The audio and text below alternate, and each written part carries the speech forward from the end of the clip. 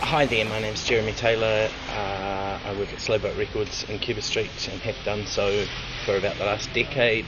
I've been working in record shops for longer than I would care to confess, and I would say it's probably largely born out of a love of vinyl long-playing records.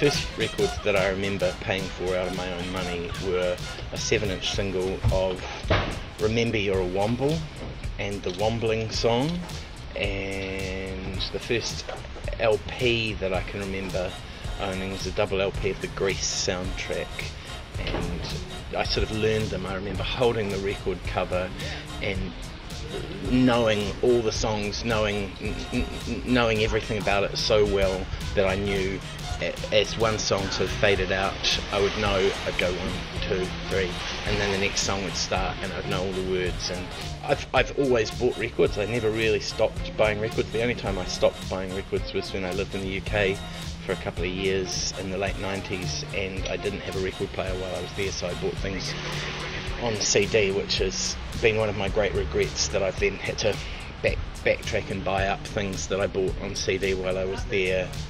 I always used to think that maybe I had about 1,000 records, but that was when they were neatly contained in three record shelves, and now they're sort of sprawling and spreading out around the house, and there are little stashes of records. It's embarrassing, really. It's like one of those hoarding programs. I think there's a social statement to be made in walking out of a store like this. It's part of a community.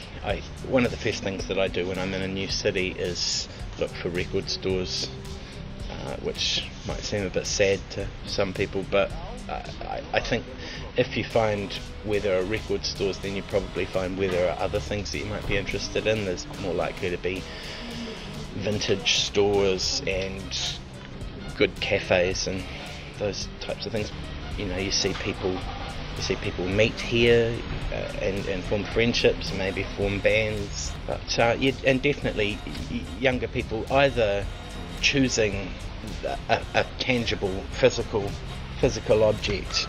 I mean, this is a much better thing than an MP3 or even a CD, and you have it in a bag and you carry it around, and that's a statement. I just want to own records by that I like, and there are artists who you're going to want to collect all their records, and there are other artists that you're only ever going to want to own one record, and that's okay. I like the ritual of putting on a record and turning it over.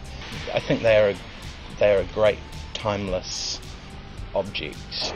It's a peculiar place, and it definitely has more than its fair share of colourful characters and colourful moments. I feel good about people buying a record and really loving it, because I know that feeling, and it's a great thing to be able to share that.